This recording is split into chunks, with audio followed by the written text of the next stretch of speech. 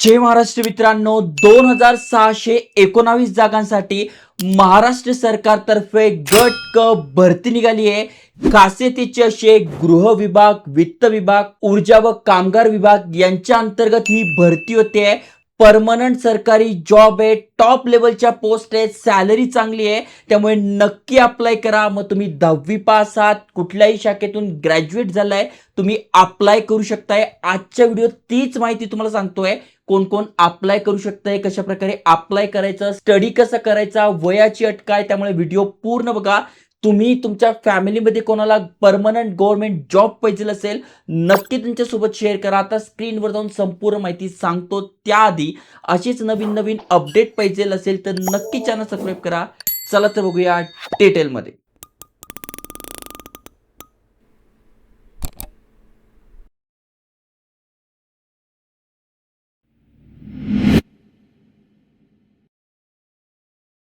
तर मित्रांनो, तुम्ही स्क्रीनवर बघू शकताय उद्योग निरीक्षक, तांत्रिक सहाय्यक, कर सहाय्यक, सहाय्यक मोटर वाहन निरीक्षक, गट क आणि लिपिक टंकलेखक या वेगवेगळ्या पोस्टसाठी भरती निघाली आहे.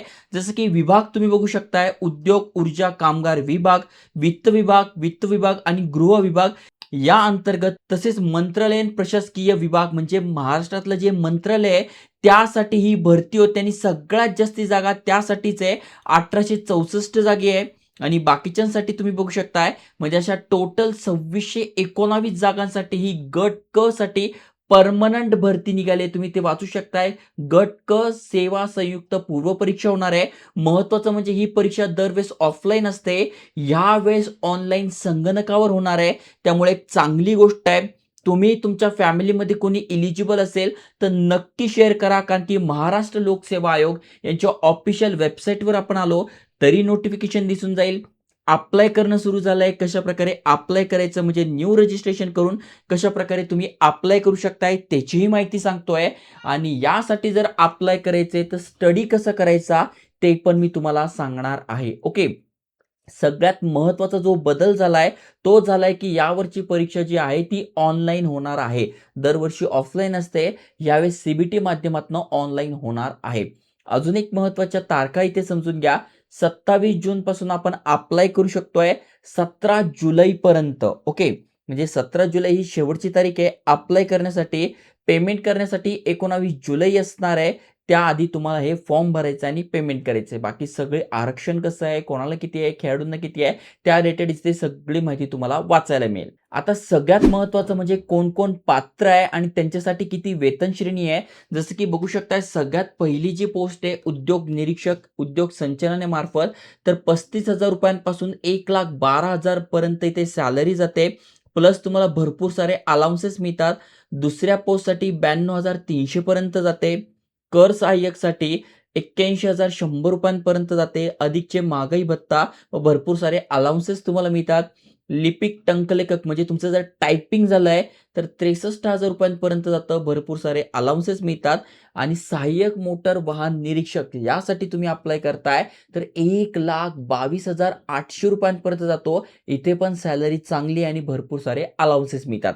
आता तुम्हाला ठरवून घ्यायचं आहे तुमचं शिक्षण काय झालंय, कुठलं स्किल्स आहे, त्यानुसार तुम्ही इथे अप्लाय करू शकताय. पुढे डिटेलमध्ये माहिती दिली आहे.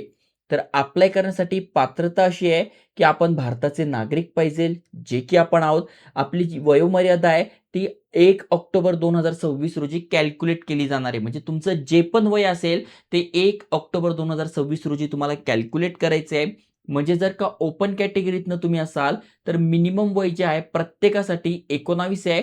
फक्त कर सहाय्यकसाठी 18 आहे. म्हणजे 19 वय तुमचं कमीत कमी पाहिजे. कर सहाय्यकसाठी अप्लाय करताय तर 18 पाहिजे.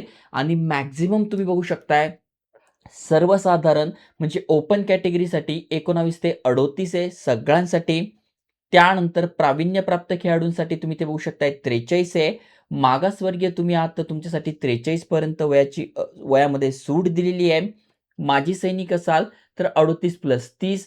मागासवर्गीय त्यात असेल तर 43 प्लस 3. अशा प्रकारे. आणि दिव्यांग तुम्ही आहात तर 45 वयापर्यंत तुम्ही अप्लाय करू शकताय. आता यासाठी शैक्षणिक पात्रता काय पाहिजे, तर गट क साठी आपण अप्लाय करतोय म्हणजे उद्योग निरीक्षक गट क वगळता तुम्ही कुठल्याही, म्हणजे इथे बघा ही जी पोस्ट आहे उद्योग निरीक्षक ही जी पोस्ट सोडली तर प्रत्येकासाठी एनी ग्रॅज्युएट तुम्ही आहात, कुठल्याही शाखेतून तुमच्याकडे पदवी झालेली आहे, तुम्ही अप्लाय करू शकता. इथे बघा दिली आहे मान्यताप्राप्त विद्यापीठाची पदवी. ओके, तुम्ही अप्लाय करू शकताय.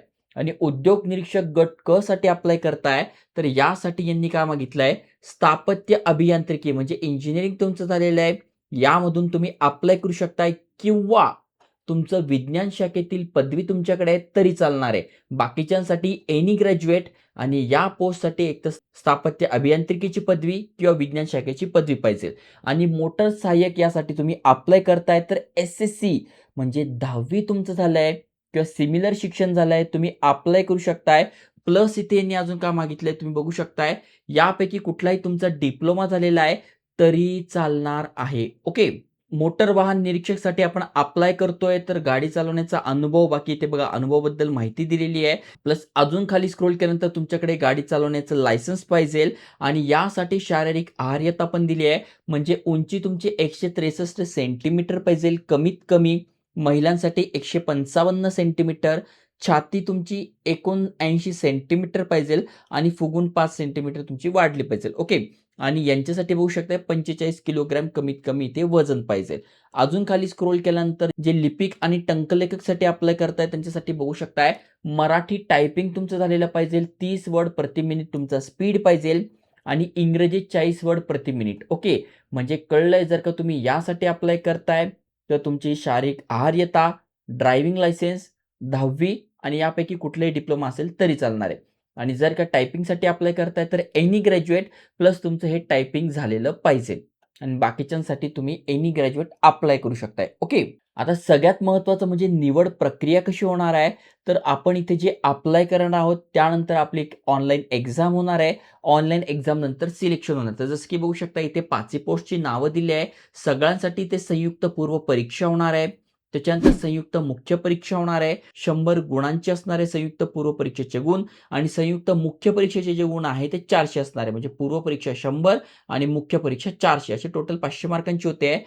संयुक्त मुख्य परीक्षा ही वाहनसाठी होणार आहे, तर त्यांची 300 मार्काची असणार आहे. ही जी परीक्षा असणार आहे ही कॉम्प्युटर बेस्ड असणार आहे. त्यामुळे जर तुम्हाला याचा स्टडी करायचा आहे तर बुक मी इथे टॅग करून देईल. मागवून घ्या आणि आजपासूनच तुमचा अभ्यास सुरू करा. ओके.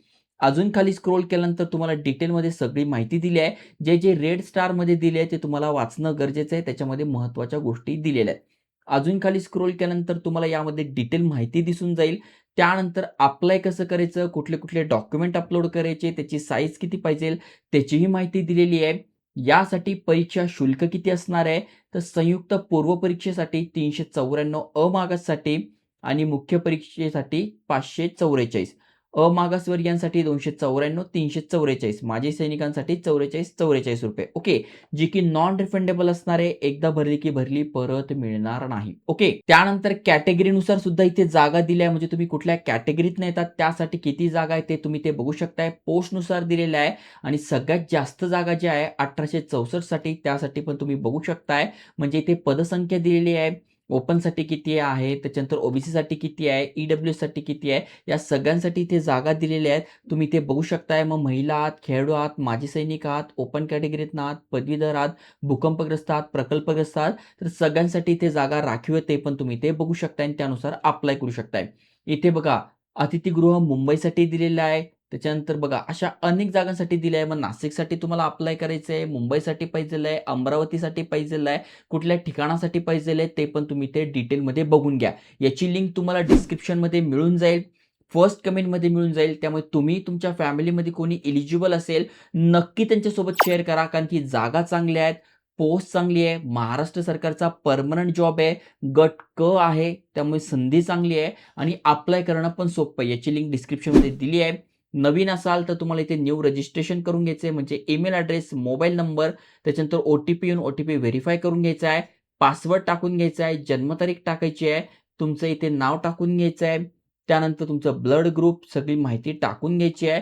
रजिस्टर करायचं आहे. रजिस्टर केल्यानंतर तुम्हाला लॉग इन म्हणायचं आहे आणि तुमचा मोबाईल नंबर किंवा ईमेल ॲड्रेस, पासवर्ड टाकून लॉग इन करून घ्यायचं आहे. लॉग इन केल्यानंतर संपूर्ण फॉर्म तुमच्या समोर येईल, तो तुम्हाला भरून घ्यायचा आहे. अशा प्रकारे तुम्ही अप्लाय करू शकताय. तर एम-पी-एस-सी म्हणजे महाराष्ट्र लोकसेवा आयोगतर्फे ही भरती आहे. त्यामुळे शेअर करा, लाईक करा. जय हिंद, जय महाराष्ट्र.